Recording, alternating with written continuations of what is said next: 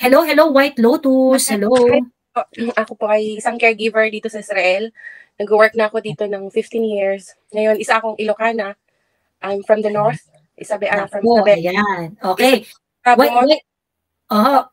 White Lotus, ayan na. Ito na ang pagkakataon mo na ilabas ang iyong saloobin. Meron ka pong 5 minuto. Okay, bibilisan ko po kasi patapos na yung break ko.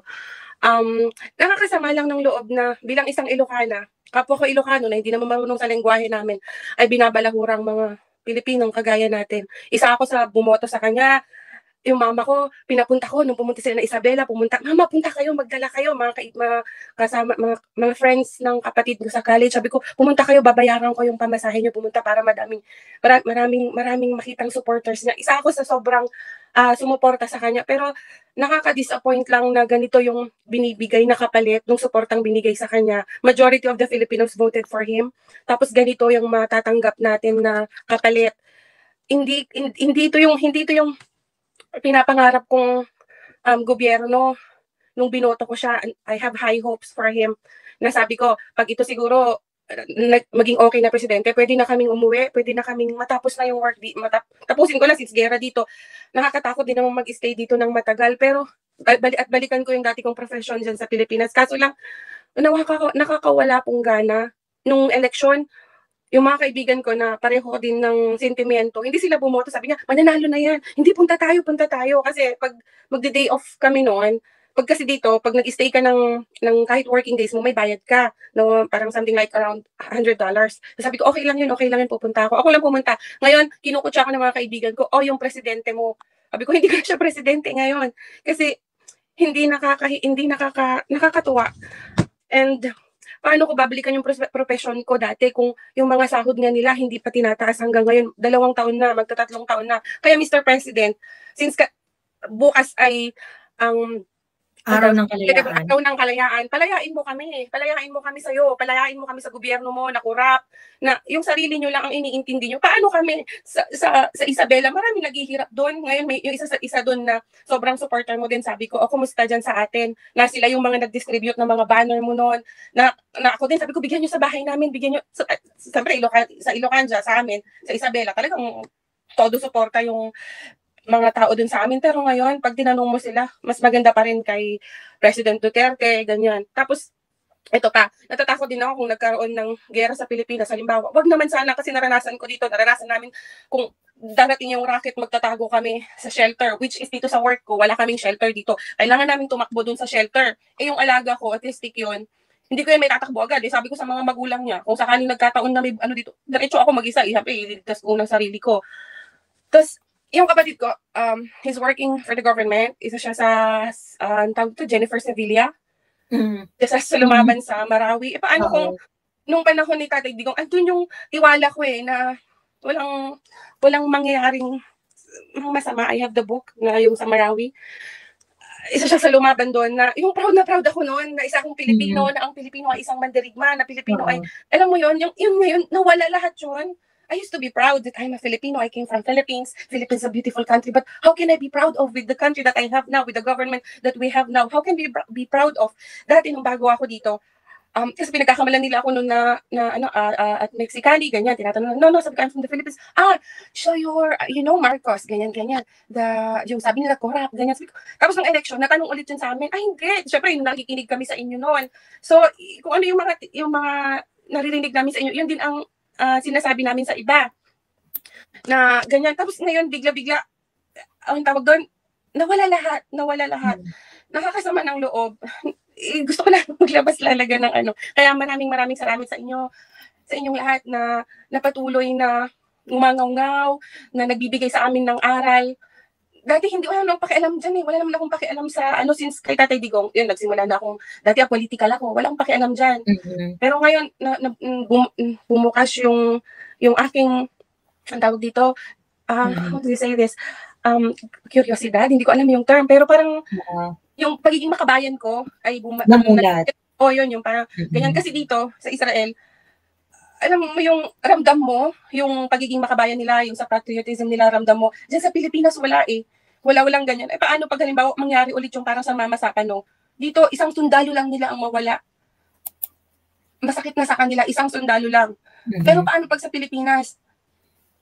Paano pag nangyari yung ganyan na ano sa China? Ayan. So, sana, Mr. President, pakinggan mo kami. Umalis ka na dyan, please lang. Maawa ka naman sa mga Pilipino. Maraming Pilipino ang naghihirap. Nung nakaraang buwan, meron kasi kaming organization dito na yung parang every month meron kaming pledge na magbigay ng donasyon kung sino yung mahihirap. Kasi ngayon nakapili ako ng 3 ganon na mabibigyan ng pledge na ganon na paano kung halimbawa wala yung mga nabigyan ko, yung mga napili ko. Sila yung mga as in walang-wala. Sana, paano yun? Tama nga yung sabi ni President na narinig ko na sinabi ni Dr. Badoy na ang gobyerno lang ang meron ang mga Pilipinong may hirap. Nawala po ako. Narinig Ayan, nawala ang camera mo, White Lotus. Ayan. Ay, hindi ko po. Pero yun, maraming salamat po, Mr. President. Please lang po, umalis ka na. Hindi namin kailangan ang presidenteng kagaya mo. Parang awa mo na po. Kung may pagmamahal ka pa po sa mga Pilipino, please lang. Umalis ka na, hindi ka namin gusto. Nahihiya ako na binoto kita. Nahihiya ako na sinade ko yung Marcos noon. Proud pa ako noon na pumunta doon sa embassy para iboto ka. Pero ngayon, hindi na po. Yun lang po, maraming salamat at thank you po dito sa platform nyo. Maraming salamat po. Mabuhay po kayong lahat. Thank you, White Lotus. Thank you. Actually, ang ganda ng sinabi ni White Lotus, no? Mr. President, palayain nyo na po kami. Di ba? Kasi if the president would not be able to do anything to to our queries, to our concerns, mas mabuti pa alis na lang siya, 'di ba? Ayan. Ayan. Magandang gabi sa inyong lahat at welcome sa ating Voice of the People session, a special session para sa lubungin ng Araw ng Kalayaan. Ayan. So, maraming salamat sa pagpunta. I am going to welcome everyone para ngayong gabi, para magsalita. Kagaya nga nung sinabi ko, ang layunin nito is to listen to everyone. Lahat ng mga sentimiento ng ating mga kababayan. Ayan. Wait lang Ayan. Para sa lahat ng ating mga kababayan na ilabas nila ang sentimiento at lahat ng mga, alam niyo po yung pag-alala ng mga kababayan natin ngayon, especially ng mga OFW at yung mga tao dyan sa Mindanao, especially sa Davao, ay to the roof na, no? And it seems that this administration is not listening to our queries, diba? To our concerns. Anong gagawin natin kapag diba? Anong gagawin natin pag di sila nakikinig? Di syempre kailangan lakasan natin yung boses natin. Now, we are not trolls. We are real people. Mga totoong tao na nag-aalala para sa kinabukasan ng bayan. So, kung kaya't ang mikropono ay ibibigay ko ngayong gabi sa mga ibibigay ko sa ating mga kababayan. Doon natin sila pagsasalitain natin sila para marinig ng lahat kung ano ang pinagdadaanan ng ating mga kababayan, kung ano yung mga concerns nila. Mahirap kasing yung akala kasi nila, porket nagbibigay sila ng ayuda, porket nasasatisfy na nila ang gusto or ang mga hinaing ng mga tao. Simple lang ang gusto ng mamamayan. Ang gusto ng mamamayan ay pakinggan at matapos pakinggan ay gawa ng paraan ang kanilang mga hinaing. Ganon. So, maraming mga polisiya ang ating gobyerno na kung saan ginagawa lang nila dahil feeling nila gusto nila yon. Yun yung yun yung bet nila. Ayan. But they are not really doing it because they are addressing a problem or they are trying to create a better system for all of us. Ayan. Susunod naman natin si Benji Pugales. Hello, Benji. Hello, Miss Joey. Good evening. Good evening po. Sa lahat. Opo, meron po kayong 5 minuto. Ayan, magsalita na po kayo kung ano po ang gusto nyong salubong sa Araw ng Kalayaan. Sobrang thank you, Miss Joey. Parang nagiging emotional ako, pero ganito lang administrasyon natin ngayon. Ang sa akin lang po, Miss Joey, kung ang lahat ba naman na ipinangako ni BBM noong kampanya pa lang, ipinakita niya at tinupad niya, mamahalin po siya sa lahat ng tao. Kasi lahat ng bumoto po sa kanya, kaya siya binuto kasi nagtitiwala kami or tayo sa lahat ng sinasabi niya. Ngayon po, dati po kasi nung si Pangulong Duterte na si Tatay Digong na as OFW na nag-aalala sa mga anak na malayo sa akin. Tapos hindi safe ang mga lansangan. Pero nung panahon ni Tatay Digong, ang mga anak ko lagi kong chine-check, kamusta ang ano nyo dyan? Lalo na po, dalawa sa mga anak ko is call center ang ang work nila. So, ang hirap po na uuwi sila ng 10 oras ng gabi. Pero inaano naman ng mga anak ko, mama, wag kang mag-alala kasi tahimik ang daan, nakakalakad na hindi na lilingon-lingon na may takot. So, as ina, kampante na rin ako na inaano ko yung mga anak ko na safe na. Pero sa ngayon, Miss Joey, parang balik uli nandun na naman yung takot, buhay na naman yung takot na, lalo na sa mga nakikita na pinapatay na lang basta ang mga kabataan, nawawala ang mga kabataan, yung mga ganong senaryo. So, sobrang nakakalungkot. Pagka inaano ko nga, kung nakakamatay nga lang ang pagsisisi, matagal na akong namatay talaga. Kasi naku, 31 million tayo dyan. Huwag niyo po sabihin yan. Binuhos ko yung tiwala ba? Ang sakit, Miss Joey, yung buong-buo ang tiwala mo na pinanghahawakan mo lahat ng sinasabi niya. Ipagpapatuloy ang lahat ng maayos na inumpisahan ni Tatay Digong. So, hinuhold ko ba yun? So, parang ang sakit hanggang parang bangungot ba? O sana naman magising na tayo. Yun lang po. Thank you, Miss Joey. Thank you so much talaga. Thank you very much po, Ma'am Benji, sa pag-share po ng inyong ng inyong hinaing. Ayan, maraming salamat po. Thank you po. Ingat po tayong lahat. Bye, Okay. Miss Joey. Okay, bye po. Ayan, ready na si Fatima. Hello, Fatima. Hello, Miss Joey. First time ko po kasi OFW ako dito sa Qatar. Totoo po yung sinabi ni Atty. Harry Roque nung nasa Japan siya na sinabi niya na ang mga OFW, lalo na dito sa Middle East, is hirap silang lumabas. Ako, nagpaalam pa ako. Nag-iusap ako sa amo ko na kung pwede sana bumoto ako para kay BBM. Dahil nagtiwala ako dun sa mga pinangako niya. Pero sa ngayon, pakiramdam ko, nung una pa lang nakita ko yung ginawa nila kay Atty. Rodriguez, yung ginawa nila ngayon, hindi ko matanggap kasi nakita ko si Atty. Vic na talagang sumuporta sa kanila, pinakita niya lahat ng mga kailangang suporta na ginigay niya. Tapos ngayon, ang gagawin niya pala sa atin, ibabala tayo. Yun ang ayaw ko, yung ginawa niya sa China. Kasi para bang nagpapaawa siya Ginagawa niyang parang mukhang kawawa yung mga Pilipino. Paano na kami dito, lalo na dito sa Middle East? Alam ba niya kung meron kaming day off dito? Wala, hindi nila kami tinitignan. Hindi naman kami makauwi kahit na minamaltrato na kami kasi alam namin wala kaming babalikan na trabaho dyan sa Pilipinas. Alam niya na, siguro, hindi ko alam, pero alam ko na alam niya na yung iba dito, wala nang ibang choice kundi magtiis na lang kahit na minamaltrato kami. Paano, kagaya ko, iniisip ko kaagad, paano kapag nag-escalate yung tension dyan sa South China Sea? Paano na kami? Pag pinauwi lahat ng OFW, saan mapupunta yung mga pinauwi? Mauubusan na sila ng trabaho sa Pilipinas. Pagkatapos nun, dilipat sila rito sa Middle East. Kung sakali lang pero pagkalipat nila dito, ano nang gagawin sa amin ng mga datihan? Siguro, isang mali lang namin, sige, uwi ka na. Hindi ka na namin kailangan kasi madali lang makahanap ng kapalit. Hindi ba naiisip na ang produkto ng Pilipinas is OFW? Hindi ba napakasakit yun pakinggan na ang ibang bansa, ang product nila, mga electronics. Samantalang tayo dyan sa Pilipinas, OFW ang produkto natin. Hindi ba nakakahiya yun? Nung nagpunta rito sa Qatar si BBM, natatakot ako kasi pakiramdam ko may gagawin siyang hindi maganda. Pakiramdam ko may mga sasabihin siya, mangbubudol siya. Napakabait ng hari dito sa Qatar. Although hindi man lahat nabibigyan ng maayos, pero kung ikukumpara ko naman sa health na yung dyan sa Pilipinas, mas maganda rito. Kahit isipin ko na lang, kahit na wala akong day off, ayos lang. Kasi at least ang iniisip ko, may trabaho ako dito. Pag umuwi ako ng Pilipinas, wala. Ano bang ipinapangako sa atin ni BBM? Yung ibabala na tayo? Paano ako? Ako na lang, isipin ko para lang sa akin, sa sarili ko lang.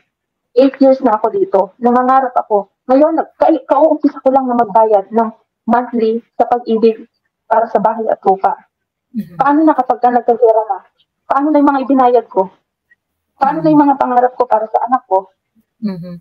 Meron pa akong mangyari? May ibabalik pa ba sa amin? Yung in-invest namin? Yung pinaghirapan namin?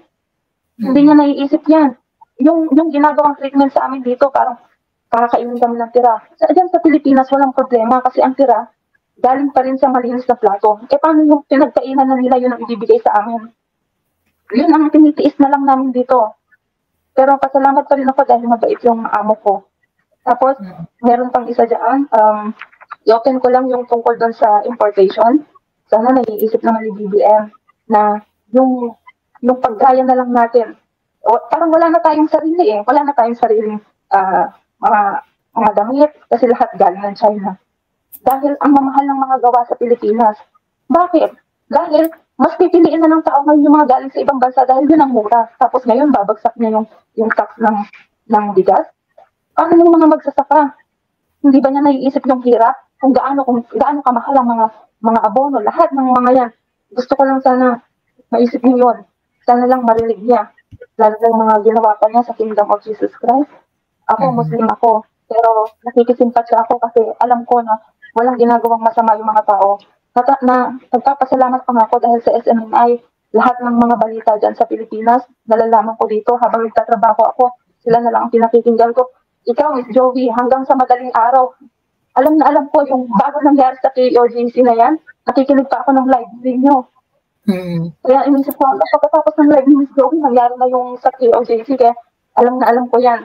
At saka, sa ngayon, gusto ko magpasalamat Miss Joey dito sa program mo kahit pa paano narinig niyo ako. Thank you. Thank you, Fatima, no, talagang, maraming salamat doon sa shinare mo, no, and yun yung tunay na mga pagdurusang tinitiis ng mga Pilipino dyan sa abroad, di ba? So, kapit lang po kayo, may kasama po tayo ng mga kapwa Pilipino natin na nangangarap na baguhin at itama ang kalagayan ng bansa. Maraming salamat po, Miss Fatima. Thank you rin po, Miss Joey. Thank you.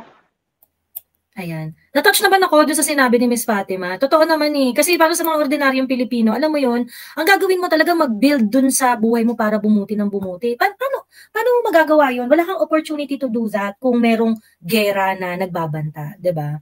Ayan. Susunod natin si Kent Alohado. Hello, Kent. Hello, Kent. Hello po, ma'am. Ayan. Hello, Kent. Meron kang 5 minuto. Go! Okay, ma'am. Actually, binoto po namin siya noong 2022 eh. Kasi nag-expect kami na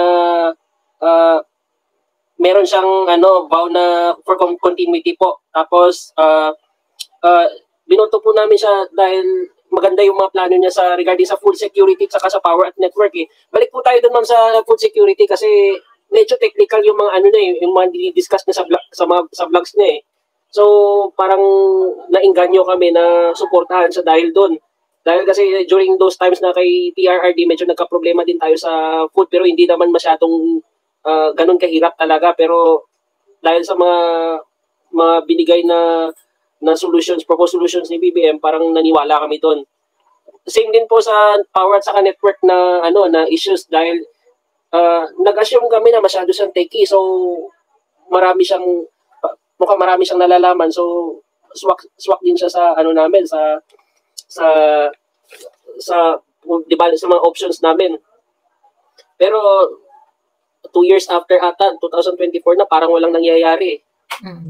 Walang nangyayari, tapos yung kuryente natin masyadong mahal. Particularly dito sa Visayas, nagkakaproblema dahil part din kasi malaking part din kasi ng namin ng trabaho namin dito yung naaapektuhan kasi nagpa-part-time din ako na web developer ba. So nagkakaproblema sa power at saka sa network. Minsan yung network mo iba nag-discuss ka last time yung GCash ngayon, meron ng convenience fee. Di ba? Yun yung wala noon. Tapos yung yung Globe yata ngayon, yung mga at saka yung PLDT medyo naging maigpit na sila without improving their services din. Medyo tight na sila mag-ask ng babayaran mo sa billing, dapat bayaran mo talaga siya monthly. Pero hindi naman nila ini-improve yung services nila, ganun pa rin, mabagal pa rin. Tapos sa kuryente, palaging brownout dito. Wala namang solutions na nababalitaan kami. Tapos yung lastly po, yung issue ko regarding po sa continuity. Kasi ito talaga yung pinaka main reason kung bakit namin siya sinuportahan. Siya yung pinaka optimal candidate during those times dahil mukhang siya lang yung yung magko-continue ng mga programs at saka yung mga ni PRR, di ba? Particularly doon sa may sa may peace and order, saka yung mga infrastructure, build. Naalala ko nga yung meron nga silang pre-post doon yung build better, yun ba? Build better more. Oh. Build better more. So, pero wala naman ako naririnig na na infrastructure updates regarding sa kanila. So wala. Tapos yung tapos yung pagsikil sa freedom of speech. Particularly yung nangyari doon sa SMNI. Di ba yung SMNI, correct me ma'am if I'm wrong, yung SMNI po ba is under franchise pa rin po ba? Yes, meron silang prangkisa. Oo, meron silang prangkisa, tapos ni-revoke ang kanilang franchise. Yung pinagkaiba nung kasi meron meron yung mga netizens ngayon is kinukupilit nila kino-compare yung nangyari sa ABS-CBN at saka sa SMNI. Yung pinagkaiba is, di ba yung ABS-CBN during those times, nag-expire na talaga yung kanilang franchise and there's a subject for renewal. Pero yung sa SMNI is meron silang standing franchise. Tapos yun, pinutol nga lang. Yun yung problema. Ang gusto ko pong malaman kung ano po yung reason kung bakit right there and there, pinutol nila yung franchise na parang wala namang valid reason nata yun. Sinusundan ko din kasi yung mga nangyayari pero hindi ko walang explanation, walang in-depth explanation regarding dun Tapos the fact na hindi naman natin hinihingi na na i-reciprocate ni Marcos yung ginawa sa kanya ng SMNI during those elections kasi alam naman natin na SMNI lang naman talaga yung naging platform niya While noong during those times yung ibang media outlets halos isuka siya, halos mag-campaign against sa kanya Yung SMNI lang naman nagsusuporta sa kanya. Pero yun nga, yung problema doon is nung nag-start lang nag-ask yung SMNI ng explanation regarding doon sa funding ata. Sa mga funds na sa travel expenses. Oo, sa travel expenses. Nagsimula doon. Tapos sila ni Badoy at saka ni Ka Eric, doon sila, pinatawag sila ata doon at saka kinulong ba? Nakulong po ba sila? Okay. And then doon na po nag-start ang pag nila sa SMNI, pag single out nila sa SMNI. Doon kami nababahala. Pero for me kasi hindi naman necessarily na gusto ko na mag-step down si Marcos. Ang gusto lang namin sana ayusin gawin niya yung mga prinamis niya. Kasi kapag nagpatuloy yon hanggang matapos yung term niya, parang yung mahirap naman ata i-redeem yung apelyido nila kapag ganun. Okay, Kent, i-wrap up na natin ang iyong maraming magagandang punto kang sinabi. So, ano ang mensahe mo sa administrasyon ngayon? To sum it up, ma'am, gusto ko po sana na ayusin niya yung kanyang mga policies po ba? Na wag naman maging ganito dahil kung i-observe mo kasi medyo palala na yung Pilipinas yun ayusin lang nila yung nila. Saka binoto kasi sila ng tao maraming bumoto sa kanila including kami. Saka nagkadaaway-away na nga kami mga family members regarding dito Yung pa kayo masabitin, no? Okay. Maraming salamat, Ken, at maraming salamat doon sa mga magagandang punto na ni-raise mo, no? Ayan. I-welcome ko lang, no, si Sean Wayne. Hello, Sean Wayne. Ayan, kasama nating mag-host tonight. Ready ka na ba sa mahaba-habang gabi, Sean Wayne? Yeah, pamarlingan to. Magandang gabi sa iyo, Ma'am Joey, at sa lahat ng kasama natin today. Ayan. Napakinggan mo yung mga nauna nang nagsalita? Actually, hindi. Hindi pa lahat. Hindi mo na. Pero naano ko tong si Sir, no? Itong huli. Sayang na miss ko yung iba, but I'm sure maririnig ko pa yung iba. Ayan. Yes, marami pa, no? May mga OFW tayo na naglabas ng hinanakit, si White Lotus, si Fatima, ganyan. Sabi ko nga, Sean Wayne, itong mga boses na to, we cannot fabricate it. We cannot, 'di ba? Hindi natin to mapepeke yung mga ganitong sentimiento. Yung tao mismo yung nagsasalita sa pagkadismaya nila. Ayan. So, ayan, pakinggan muna natin, ang tawag dito, si Chanel 167. Hello. Chanel 167, pakilala ka at meron kang 5 minuto. Ayan. Yes, Channel 167 actually. Channel. Sorry. Apology rin kanina kasi inaayos ko yung stream ko So, kaya hindi pa ako handa. Well, anyway, taga-NCR ako. So, Channel 167, ginawa ko to kasi isa ako sa mga nabudol. Bata pa lang ako, loyalista na ako eh. Tugong Marcos. No. I wasn't expecting na magiging ganito ang aksyon ng administrasyong ito. No. Nakita naman natin, di ba, mga OFW. Karamihan dyan, yung mga OFW na mga umalis ng bansa dahil wala silang option. Kung may trabaho, hindi aalis yan. Hindi nila pagpapalit ang pera sa kanilang pamilya. Tapos, binoto nila si BBM. Dahil akala nila, si BBM magiging sagot ng kanilang pag-asenso sa buhay. Dahil siya lang bukod tangi ang nangako ng continuity ng Duterte. Kaya na kasama ng loob kasi binagtanggol ko siya, isa ako sa mga talagang matinding ng kampanya para sa kanya nung eleksyon. Kaya ngayon dahil sa pagkakamaling ito, ginawa ko tong Channel 167 so that may tubit ng pagkakamaling ito. Kung gaano ko kalakas na ipaglaban si BBM nung panahon na ng kampanya siya, ganun din. Dodoblein ko ang pangangampanya ko para bumaksak ka. No? So, panawagan din sa mga susunod na magsasalita. Wag na po tayong umasa, hindi na po magbabago ang taong to. Malaki ang bagahe, mabigat ang bagahe ng taong to. Kitang-kita naman natin. So, wag na tayong umasa magbabago to. Panawagan na lang siguro natin is, bumaba ka na, BBM. Hindi ka namin kailangan. Kailangan namin ng tunay na pagbabago. Yun lang. Channel 167, matanong ko lang total meron pa tayong 2 minuto. So, loyalist talaga kayo? No, actually, I speak for myself. Kasi sa pamilya ko, ako lang yung medyo mabunganga pagdating sa politika. No, since, siguro as early as 6, nung napatalsik sila sa Malacanang, loyalista na ako ever since. No? Tapos naging presidente siya. Loyalista kasi no? Kasi syempre yung pandadaan shattered yung nabasag yung alam mo yung imahinasyon mo, yung pagkaka-idolize mo kay matandang Marcos, kay Apo Lakay, no? Alam mo yung perfect leader. Kasi kahit naman si dating Pangulong Duterte, yun din ang posisyon niya di ba? Napakagaling ni dating Pangulong Marcos. Tapos ganito ang anak niya. Wala kang silbi.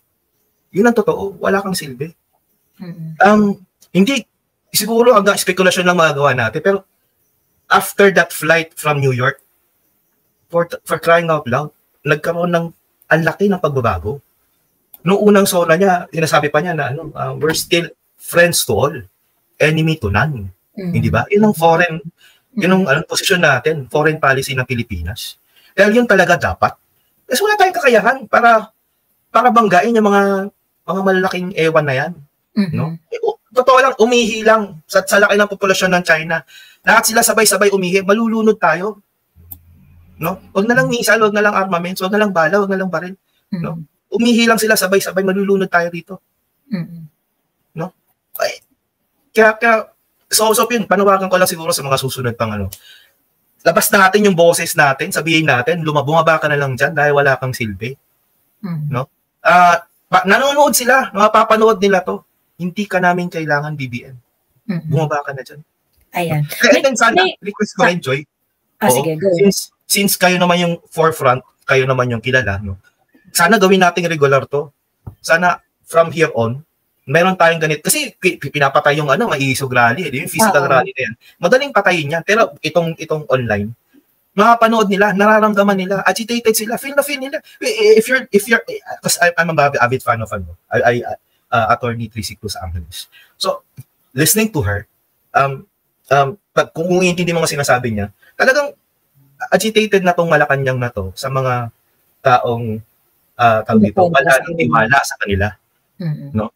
So kung ilalabas natin lahat ang boses natin, parinig natin sa kanila, disgusto natin, no? Ang taas ng kuryente, tubig, bigas, krudo, no? Ang daming paraan para makontrol to, para bumaba lahat ng to, para hindi mahirapan ang mga Pilipino. Anong ginagawa? Pinapayaman nyo yung tropa nyo, barkada nyo. Anong pinagkaibahan nito kay Abnoy? Hindi ba? walang pinagkaibahan to kay Abnoy. Eh, kung gano'n lang, di sana si Lenny na lang binoto ko. At least si Lenny, honest. Di ba? Sabi ni Mama Lenny, di ba? Anong problema ni Bongbong? Sinungaling ka, di ba? Yung katangahan niya, di ba? Okay, honest siya, di ba? Ito din sinungaling to eh. Di ba? Ngayon, na-realize ko to nung actually, I'm not a big fan of Maharlika. No? Na-realize ko lang, bakit parang lahat ng sinasabi, lahat ng mga nilalabas ni Maharlika, parang totoo, nagkakatotoo, isa-isa pumuputo. Doon lang ako nag-umpisang makinig. Tapos inanalyze ko yung mga pinagsasabi niya. Pero, sorry pero prangkahan ng, Maharlika is the type na talagang, kumbaga parang may matututunan ka politically. No? Pero, kaya hindi ako nakikinig sa kanya, actually, gaya ng ibang mga pulangaw dyan, yung mga loyalista na yan. Ang pag-dismiss ko kay Maharlika at that time is, ito yung siguro bayaran to o pakawala to o parang sisira kay BBM. So ayaw ko siyang pakinggan. But eventually, day after day, one life after the other, naman pag marirealize mo, parang totoo mga pinagsasabi nito. Pag-aralan, di ba? Pagkatapos ng pag-aralan, parang pinagluloko tayo ni BBM Parang nabutol ako parang naloko tayo. No? At si Lenny, honest. Di ba? Pag in-interview siya, lahat sinasabi, si BBM hindi eh. So, ang magnanakaw, kakambal yan ng sinungaling. Kaya kita mo nilalakawan tayo, harap-harapan. Harapalan pinakasimple. Yung pangarap ng isang dukha, isang maralitang dukha. No? Sa urbanidad, sa probinsya. Yung pangarap na yumaman dahil sa loto, ninakaw nyo pa. No? Sirang-sira na reputasyon ng loto ngayon. Channel 97, bago ka namin pakawalan, no, meron tanong si Sean Wayne sa'yo. Ano yun? Sir, good evening po. Good evening kay Sir AB. Hi, kamusta po? Boss, good evening. Ito kasi, there's this one post coming from, I don't know, Ma'am Joey, kung nakita mo yun, coming from KLC. Nabanggit niya kasi doon na ang pamilya niya is very loyalista. Pero yung pagka-loyalista ng pamilya niya, those are the old loyalista. Yung loyal dun sa Matandang Marcos. Sa Matandang Marcos. Ngayon, I find it very interesting. Yes po, wala sa mag-asawang Ngayon, I find it very interesting coming from someone like you, na you claim na ikaw ay loyalista and sinasabi mong nabudol ka. Kailan mo naramdaman na nabudol ka? Actually, itong taon lang eh. Itong parang late February. Anong point? Ano na yung nangyayari na nasabi mong hindi ko na kayang sikmurahin to? Kasi ako yung tao na hindi basta-basta naniniwala pag may sinabi ka. So it should be a series of event na consistent and then may pattern. So nung nag-umpisang maglabas ng balljack pa isa-isa si Maharlika. No, sa umpisa hindi naman natin paniniwalaan niya basta-basta eh. So ang ginawa ko is binalikan ko to. Nung first week or second week ng February, hindi ko alam kung ano yung pinaputok niya noon eh. May sinabi siya. Tapos binalikan ko lahat ng ng vlog niya. And then sabi ko parang totoo And then nag-research ako. Then nakita ko na putya parang yung pinaka-trigger noon yung loto na may nanalo tapos ang dami noon. Parang 433, oo. Tapos nung parang binalikan ko siya sa utak, inisip ko pabalik. Ay putya parang totoo to Parang totoo sinasabi ni Maharlika na ninanakawan tayo gamit ang PCSO. No? Okay. So yung incident na yun, ang inisip ko, malamang merong nanalo dyan. Totoong nanalo. Pero dahil sa ayaw nilang pakawalan yung pera, kaya naglabas sila ng ganon karaming winner. Para ang makuha lang na talaga ng nanalo, maliit lang. Pero if I may add, Channel 167 ano rin yun, yung kombinasyon na yun, medyo questionable din. Kasi lahat ng numero on the 6 digits are multiples of 7 or 9 ata yun. So all those numbers na lumabas doon, divisible by 7, which is really, really very rare, extremely rare sa probability. Yes, 1 is to something do sa permutations no? Chances are talagang 1 is to something lang talaga. Pero malamang, sa palagay ko, imposible. Pero malamang may nakadali, kaya lumabas ganun karaming winner, pinalabas nila ganun karaming winner. Parang yung jackpot, makuha nila almost all. Matira lang doon sa talagang nanalo, katiting na lang. Well, anyway, Channel 167, maraming salamat. Gusto nga namin makipagkwentuhan pa sa'yo ng mas mahaba, pero gusto nating ma-accommodate mas maraming tao ngayong gabi, no? Maraming salamat sa pag-join at next Salamat time, din sa platform. Gawin natin tong from here on, gawin nating normal or kasi regular. Regular na activity to. Kung baka pwedeng every Saturday, every Friday, or every Sunday. Correct. Actually, all vloggers can stream this, yung mga hindi ko kayo ika-copyright strike, go lang, i-restream nyo lang sa lahat ng channel ninyo. Kasi ang problema, lahat, yung totoong taong nagsasalita ng pagkadismaya. Ang problema kasi nasa Pilipinas tayo. Hindi tayo ganun ka-politically astute. Maraming nakakaintindi, maraming nakakaalam, pero marami pa rin hindi properly informed. Parang marami pa rin kung hindi natin gagamitin ng vehicle ng entertainment o ng chismis, parang hindi nila gustong makinig o gustong i-absorb yung kung ano essence ng pangyayari o ng sitwasyon. No, kaya siguro isa itong vehicle tool para sa atin na i-disseminate kung ano talagang nangyayari. Tama. Ayan. Maraming salamat, Channel 167. Ayan. Kuyang Ibi, maraming salamat sa pag-join, Ayan. So, ulitin ko lang yung instructions sa lahat dahil dumadami tayo at kanina ay kaunti pa lang yung nandito nung nagbigay ako ng paliwanag kung paano mag-join. So, sa ating Facebook, meron pong pin comment doon. Nandun po ang link. Okay? Antabay lang kayo, kasi hindi mahirap makapasok dahil puno ang studio. So, pero after nang nagsasalita, natatanggal yon. So, ibig sabihin, pwede nang pumasok. Ayan. So, kaya kailangan patient tayo, sa mga sa mga gustong pumasok at mag-join para mabigyan kayo ng 5 minuto. Ayan. I-keep lang natin yung ating allotted time to 5 minutes para mas maraming makapagsalita, mas marami tayong marinig. Ayan. Kuya, meron kang gustong sabihin bago natin paakyatin ang isa nating kababayan?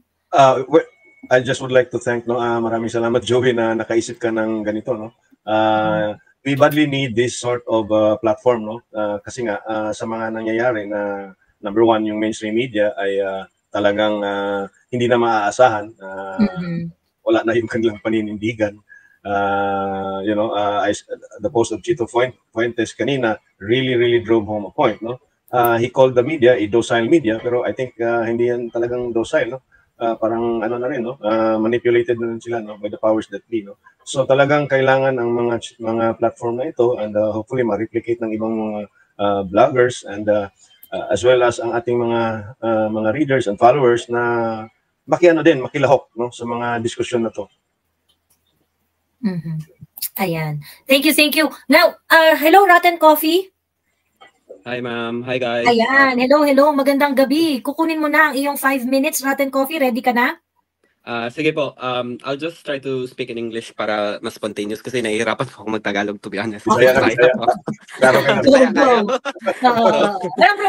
problema. Sige. It's your time, Rotten Coffee. Go. So basically, to start my inclination towards frustration with President Marcos is that I was a bit curious about him kasi Inday Sara decided to run VP. Kasi I was really hopeful na after Duterte, President Duterte, Sara has the magnanimity at that time to gather all the charisma that his father has set stage. Because may exhibit A talaga sila. I mean, Sara has become mayor of Davao as well. I'm from Davao, so I basically feel and experience what governance they offered.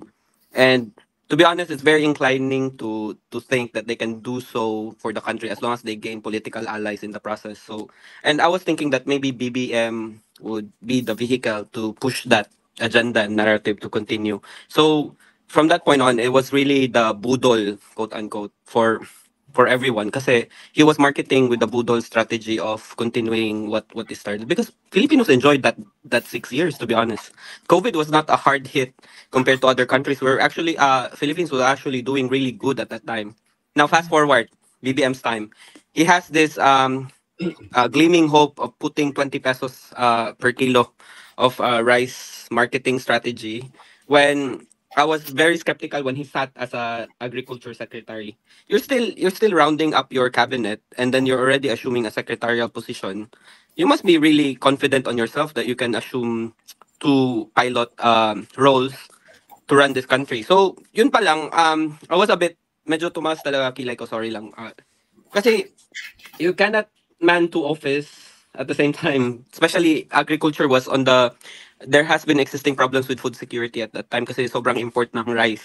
And as frustrating as it is, medyo nakakadismaya na. We're supposed to be an agriculture country, but we're even pushing forward towards importing rice. So, dun akala ko talaga he would do something about it. Eh, putang ina, kaning yawa ni. Giamigo din niya mga kartel. Unya, sorry, Bisaya na lang. Piste yawa. Okay lang. Nandyan si Kuyang Ibi. Siya ang bahala sa Bisaya. Translate ha. Putang ina kayo kay yang giamigo. And instead of improving the food security, mas nigago na ng sitwasyon kay lisod kayo ng puro import, puro hoard. Kasi murag recipe man guna sa economic downfall. O national instability. So pushing forward sa dito nako nagsugod na gid ang akong duda na wala gyud ni siya ikabuga. Lisod man dawaton adto na time kay I was really thinking of Inday Sara's support to him na maybe he has something to deliver kay pero again even the tamest animal can be a wild thing pag nagbalat kayo ba. So ganun talaga yung impact, and then nag-domino effect na yung mga palpak, mga frustrations ng tao are all brewing up, and then there are other incompetencies in the thing. Mind you this should be the wake up point. What I think is ito sana yung wake up point nung in-interview siya sa Australia, and then he asked the interview to be stopped. Right then and there, you should be really, really scared about this person or the group that this person carries. Meron silang tinatago talaga. It was, I'm from Australia, I live in Australia, and I migrated here. Pero the fact that you can do that to a journal. Nawalan ka ng audio, No, nawalan ng audio. Okay. Hindi naman siguro nagurgur si Ratin Coffee. Kasi nawalan ng audio. Yeah. Ayan, you're back. Sorry. So, yun, they're hiding something there. Kasi bakit sila ganun ka upset and bakit sila ganun ka work up over exposing about the wealth, about maybe tracing it back to the negotiations with the America dun sa previous visits. So doon na ako na ay pucha na yun ni ginatago ni tawanan ni. And then he's hiding something, no? Okay. Yeah, this is the effect now. This is now what we feel on sa Pilipinas. Gusto ko na akong mulig Pinas pero maglisod ko kansa kung okay ba ang panahon kay dili nimo maingon. Situation is very volatile. Ang West Philippine Sea okay naman ang tato sa panahon ni Duterte. Ngano madlok man siya gentleman sa agreement. Okay, wala siya kasabot kay ang ginasunod ang US na narrative eh. Ratin Coffee, I have to translate para makasunod yung mga natin. No? Ratin Coffee actually wanted to go back to the Philippines pero yun na nga, hindi na matansya kung kailan o anong time no magandang iuwi niya dito kasi nga walang kasiguraduhan, no? Especially the security, no? Especially with what's happening to West Philippines. But if I may add, no, Joey and I am Sherman, no? If I may ask Ratin Coffee, no? Yun ang mga nabanggit mo, yung 20 peso rice, yung apparent disdain or apparent cluelessness niya doon sa sa interview doon sa Australia. Sabi mo yung ganun. Kasi ako, ang turning point ko talaga when my hatred, no, for lack of a better term, of this administration really blew up and blew my top was actually when they started the demolition job on VP Sara with the 125 million confidential fund. Parang pinahiya nila talaga. Yeah. Being a Dabawenyo, no? How did it affect your anong tawag nito, or respeto kung meron man or kung meron pagtingin sa administrasyon na to, lalo na yung mga tao na who perpetrated that demolition job? Ako like thinking back, I really thought that was just exclusive Romualdez move. Maybe he was just really eyeing for the VP, like he was trying to get rid of the obstacle, like to remove the VP, so that when there is a turnover of power or maybe a step down of power, he can step ahead because he's planning to move up the Senate. Mga ganun na ba, yung parang up the hierarchy moves ba, yung parang chess kunwari. Pero looking back, VP Sara handled it with finesse. He explained everything. Kahit magkautal-utal na yung Senate sa kakatanong bakit ang bilis ng everything is proposed. Common sense pero if I may cut you off, no, Ratin Coffee. Pero hindi pa rin yung final straw that broke the camel's back for you. Hindi pa rin yun. sa akin yung yung may tinago talaga sa Australia because it's very humiliating. It's very humiliating na pag tinanong ka about family's wealth and then ipastop mo yung interview, you're clearly hiding something. And then, mind you yun na yung time na kakagaling niya sa Amerika. So there is really instructions from America to really push through with the narrative. Otherwise, hindi i-release yung pera na it was held off. Kasi yun lang naman ang what motivates BBM to do such thing, to obey or to align himself. Frozen fruits and vegetables, di ba? Yes, ganun lang. And then, pag ito kasi, pag hindi tayo medyo critical about this, to be honest ang first impression ko talaga kay BBM, maanga, yung presko talaga. like as someone who entered the room with a know-it-all attitude, ganun siya, yung parang presko, he thinks that he can carry on with himself, ganun. But, to be honest, if hindi talaga siya maiwasan na ma-compare sa previous president, kasi look, we're seeing results sa previous administration. And then in here, he was still testing the waters. Meron ng mga issues about his governance.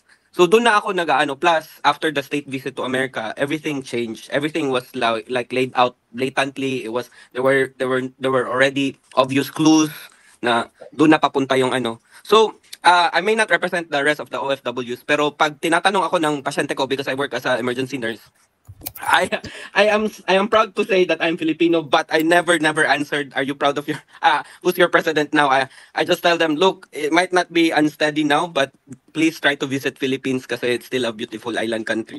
Yun, ganun lang. So, yun lang po. Thank you for sharing this avenue na mapapanel natin yung mga instruments natin of voicing out our critical feedback sa government kasi nothing is working out, to be honest.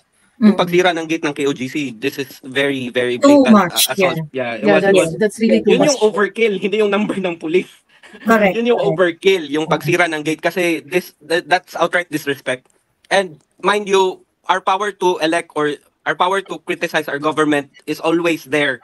Mas naha-highlight lang siya during election. So please stay critical sa ginagawa ng government because you are the ones paying them. You are paying taxes. Ako, pag nagre-remit ako, I pay taxes. Kaya I have still something to say about the shit that they're doing to the country. So yun lang po. More power to everyone. Thank you. Loud. And then thank you so much for giving me this opportunity to address what I really feel is wrong with this government. Thank you. Thank you.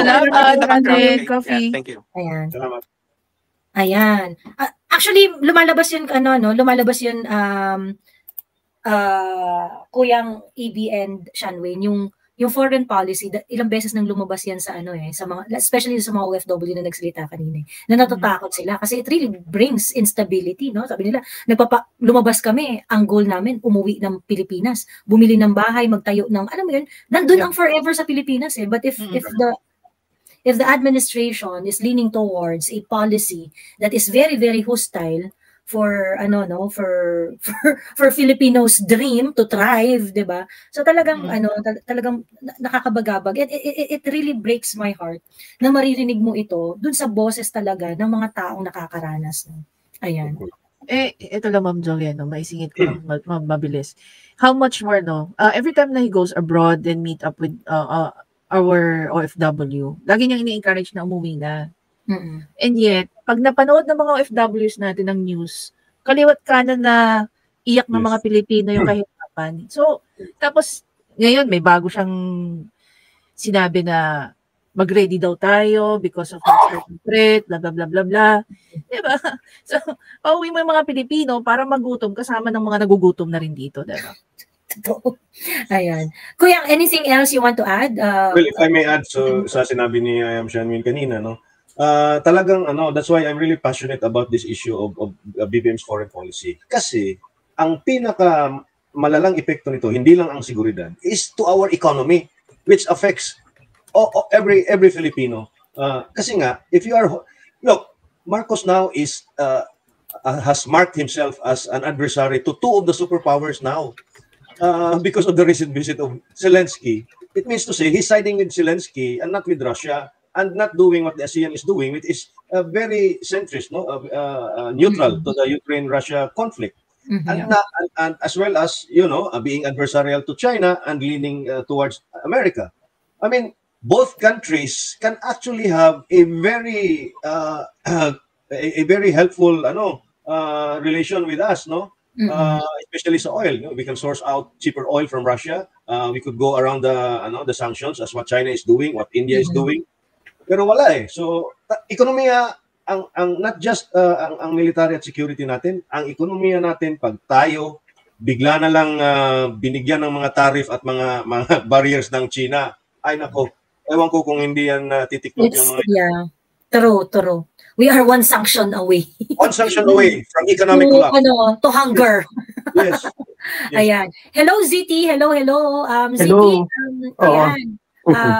Sige po, meron na po kayong, ang 5 minuto nyo po ay magsa-start na ngayon. Ayan. Okay, Joey. Narinig po yung, yung beep. Ayan, kailangan na po nating mag-wrap up nun. Okay? Okay. Umpisan ko lang dito. Okay. Umpisan ko lang dito sa mga travel niya. Puro travel ang inuuna, wala namang investment na pumapasok. Puro lang pages, yan ang katotohanan. Mataas ang singil ng kuryente, ang mahal pa ng bigas. Tumaas ang singil ng tubig, whole of the Philippines rotational burnouts. Sobrang taas ng bilihin, sobrang taas ng gasolina. Tumataas ang bilang ng walang trabaho, tumataas ang bilang ng nagugutom. Walang major flagship projects for infrastructure. Mas dumadami ang mga pasyente sa public hospitals. Tuition fees increase, crime is rampant. Hindi na safe maglakad sa mga kali, lalo na paggabi, unlimited corruption. May sinasabi tayong, may kwento na isang anak at sa tatay, sabi ng anak sa kanyang tatay, "Itay, hulaan mo ang munting ibon sa aking mga kamay." Ang sagot ng tatay, "Anak, ang buhay ng ibon ay nakasalalay sa iyong mga kamay." Ngayon, ang bansa natin ay nakasalalay sa ating mga kamay. Kung wala tayong gagawin, mamamatay ang munting ibon sa kamay natin. So nasa atin ho ang kalayaan, wala ho sa kanila. Ngayon, kailan natin masisilayan ang bukang liwayway kung hindi tayo magsasalita, kung wala tayong gagawin? Inayayahan ko ang mga tao na naaabot ng ating mga boses, no? Kung may mga rally na pumupunta mga maiso, mag-participate po tayo. Sa lahat ng platform sa online, magpa-participate po tayo. Mag-like and share kung ano man. Kausapin ng mga kapitbahay kung ano man. Iyan is one way of another na mapaliwanag natin kung anong nangyayari sa bansa natin ngayon. Ngayon, tumataas ang dolyares, no? Tumataas ang dolyares, favorable sana ito sa mga OFW, pero pag nagpapadala ng pera, hindi naman nararamdaman yung mga nakatanggap ng mga pamilya nila ng pera kasi mataas ang inflation. Totoo. 2 weeks ago, nagkakaroon ng large-scale balikatan exercise sa Batanes, facing China. Alam mo ho, ilang sundalo ang nagpa-participate, almost 20,000. Nakakaba yun kung talagang pinitrigger talaga nila ang China. Ano ba talaga ang secret deal ng Amerika at ng Pangulong BBM dyan? At bakit dumagsa at dinamihan niya ang mga military bases ng mga Amerikano dito? No? Friends to US and enemy to China? Saan siya humugot ng ganyang kakapalan ng mukha? Yung yawa na presidente na yan, ang utak niya nasa paa. No? Yun ang katotohanan, hindi niya ginagamit. Isang pagsipa lang ang ekonomiya ng China sa atin, mag-economic collapse tayo. The highest and pinakamataas na ang investors natin dito, ang international trade natin, ang trade natin sa China ay pinakamataas rather than the US. Yan dapat ang iniisip nila ngayon, no? Ito, magbabala tayo sa mga darating na mga araw kasi mas marami pang mangyayari sa atin na dapat natin tong harapin. Kasi unlimited na ho ang mga galaw nila. Nakikita natin ang galaw sa Davao, nakakasama po talaga ng loob. Hindi man tayo membro ng QGC, pero napakasama ho talagang tingnan. Nawawala na yung espiritu ng demokrasya. Dito sa platform na to, may nagsasalita kanina ng mga OFW, nakakadurog ng puso, no? Talagang iniiwasan ko yung maging sentimento, no? Pero talagang halos tutulo ng luha ko yung mga sinasabi ng OFW ng Taiwan, si Fatima, si White Lotus, talagang sagad hanggang buto yung sakit. Sana ho maririnig nila yun. Kung hindi nila narinig yun, kailangan ang munting ibon sa ating mga kamay, kailangan nating buhayin yan at nakasalalay sa atin yan para makita natin ang bukang liwayway. Yun lang. Mabuhay sa inyong lahat at magandang gabi. Maraming salamat, ZT. Grabe, sobrang siksik yung mga sinabi ni ZT. Ayan. Kuya, any reaction kay ZT? Compact. Well, yes, no? He mentioned about the largest ever in history of Balikatan. Yun na nga. In fact, it's not only 20,000. I think it's 27,000 or something like that, no? Including the support personnel and everything, no? Pero yun na nga, no, he was right, no, basically saying na yun, etong foreign policy direction nga ni BBM along with his Amboy advisors is not taking us to a brighter future. It is taking us in a very precarious position on a cliff that is a free fall dive to the abyss. And that abyss is the abyss of a nuclear war. If ever there is one. Kasi nga, tayo ang magiging battleground dito sa Indo-Pacific. Kasi yung mga ASEAN brothers natin na siyam na countries ay wala. Very neutral, very... Yung foreign policy, pag nag-translate kasi siya into a household level, like for example, yung pag nag-translate siya sa bibig ng ating mga kababayan, it really translates to uncertainty. Yes. It really translates to fear. Yes. It really translates to what about our future? Diba? Yes. I mean, ito yung simpleng ito yung simpleng pag-intindi dito, yung ginagawa ng gobyerno natin, lalong-lalo na yung foreign policy niya. Pagka nakarating yan, yung ginagawa, kasi hindi naman lahat nakakaintindi ng international relations But listen to our OFW guys, yan yung epekto. Yan yung epekto ng foreign policy ng Pangulo nating bangag ngayon. Diba? Shanwei, you want to add something? I remember, Ma'am Joey, a post coming from, I think it was coming from Ma'am Malutikia. Parang sa ex ko siya nabasa. And she said there na, dapat sinasabi na ni BBM na, sabihin na sa mga Pilipino kung ano na ang estado ng nangyayari dyan sa balikatan na yan. Nangyayari dyan sa natin. Para maging ready tayo at hindi tayo magulat. Another unfortunate part, talking about foreign policy, karamihan ng mga supporter niya, hindi naiintindihan yung ginagawa talaga ni PBBM. Sa kanila, ang alam lang nila, pinaglalaban ni PBBM ang ating sovereign rights. Pero hindi nila alam kung ano ang magiging effect ng pinaglalaban na yan. Ang tanong, kung tayo ba pumasok sa gera, is it worth it? Diba? Yun yung problema natin. They have to understand first kung ano yung sinusuportahan nila. Even before sila mabulaga. True, ayan. Ger Burke, hello? Hello, Ger? Nakamute ata. Ayan, Ger, nakamute ka pa. Hello po. Ayan, hello. Po sa inyo lahat. Magandang gabi, Ger Burke. Ayan, meron ka pong 5 minutes. Hello, go. Thank you po. Ano po ako, Tubong Bisaya, taga Mindanao. Pero nandito ako ngayon sa Malta. 14 years na ako dito. Alam mo yung experience ko nung si Duterte yung nanalo. Noon kasi ang tawag nila sa amin, Chinese, mga Chinese dito. Yung mga tao dito, hindi nila kilala na may lugar na Pilipinas. Pero nung si Duterte ng presidente, pag nakakita sila ng Asian, sabi niya, you're from Philippines? Sabi niya sa amin, ang ganda ng presidente ninyo, ang galing-galing niya. Sabi niya sa amin, alang hindi siya takot na sabihin ko anong gusto niya sabihin sa US. Kaya nagiging kilala kami dito, hindi na kami Chinese, kundi Pilipini lang tawag nila sa amin. Tapos, last month, sumakay ako ng bus, may matanda kumausap sa akin. Ano, di ba Pilipina ka? Sabi ko, yes. Anong nangyari dun sa bago niyong presidente? Si Marcos. Siya, yes, sabi niya. Parang kabaliktaran naman yun kay Duterte. Nahihiya po ako. Talagang nakakahiya. Pero sabi ko, Maltese. Taga Malta ba? Maltese po, Maltese. Maltese po yung nagtanong sa akin. Sabi ko, paano nila nalaman yung ganun?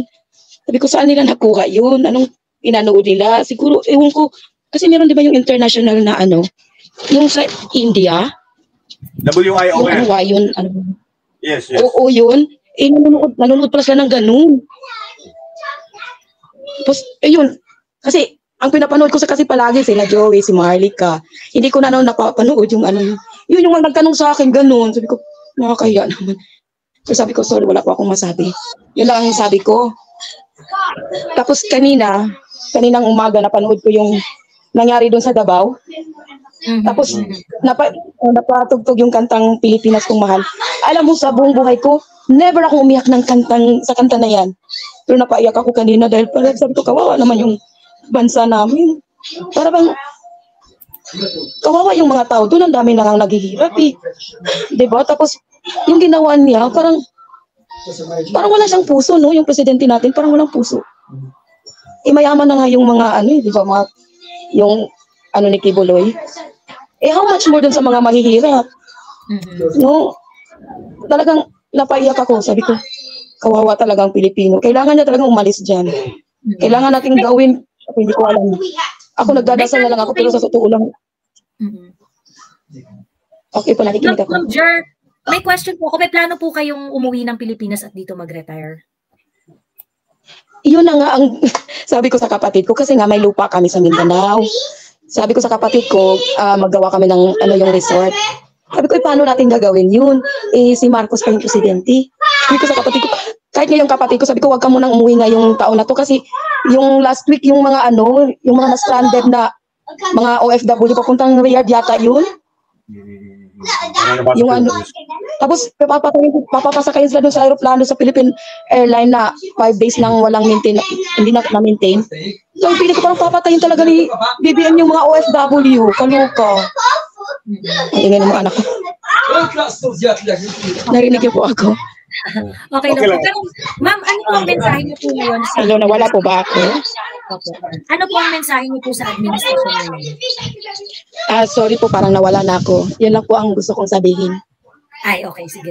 Mukhang hindi na makakonect si ma'am. Okay. Thank you, ma'am Ger. Ayan. You want to add something, Shanwayne, Kuyang? I'll go first. I'll go first, Jovi, kasi very interesting yung sinabi niya eh. Kasi naranasan ko rin yun. No? The first time I went to America sa US, about 2001. Naglalakad kami, Chohin ko, tsaka yung brother-in-law niya, dun sa Atlantic City, sa New Jersey, sa boardwalk. No? Merong mga rednecks doon, yung mga homeless na mga puti. Ang tawag sa akin, Bruce Lee. Tapos, ano pa nga. No? So, that was 20 plus years ago in America, no? At that time, no, I met some Jewish women na kasamahan ng trabaho ng mga pinsan ko, and she was wondering kung anong country daw ako, no? Akala kasi nila yung aking pinsan na are all Filipino, both mother and father are Filipinos, ay Puerto Ricans or Dominican Republic or yung mga ganun ba? Yung mga mulata type, no? So I said the Philippines. And sabi niya, where is that? Sa totoo lang, ang simple lang ng kwento ni Ger eh. Ang simple lang ng kwento ni Ger from Malta. Binigyan tayo ng pangalan ni PRRD. And that's huge. That is really huge, di ba? Yung Filipino identity na talagang truly independent, decolonized, embracing all the flaws of being Filipino, yun ang nagpa-instill ng respeto kay PRRD in the international community. Correct. Ayan. Shanwayne, you want to add something? Siguro doon sa aspect ng ng pagiging OFW. Ako, with the current situation here in the Philippines, I don't recommend. I honestly don't recommend. Bakit? Dito nga, imagine niyo ilang beses na nagkaroon ng rally dyan sa Manibela na yan. Hanggang ngayon, hindi naayos. Bakit? Maraming mga tanong sa mga public officials natin na ayaw sagutin ng maayos. Bakit? Tapos, maniniwala ka sa isang tao na progresibo ang Pilipinas. Bakit? Diba? So, again, sa mga kababayan po natin, kahit gaano kalaki ang ipon nyo, kung ang administrasyon o gobyerno hindi kayo kayang bigyan ng talagang maayos na tawag dito, pamamalakad ng gobyerno, hindi worth it po ang magstay sa Pilipinas. Totoo yan, no? Kahit gano'n kalaki ang ipon mo, pag uwi mo, especially, malulusaw lang yan eh, di ba? Exactly. Especially Joey and Shanwi, no? Dapat you keep your money where it is now. Do not force yourself to invest either in property or whatever business sa Pilipinas or whatever investment, cash is king. In the next, cash is king ngayon. So, kasi foreign investors nga, di ba? Grabe ang net outflow. Yes. So, I suggest na, kung pag meron silang lupa, steady na muna yan. Hindi naman nalalantay. Hindi naman pakain yan. So, wag na muna mag-decision. Wag na muna mag-invest. Keep it to yourself muna.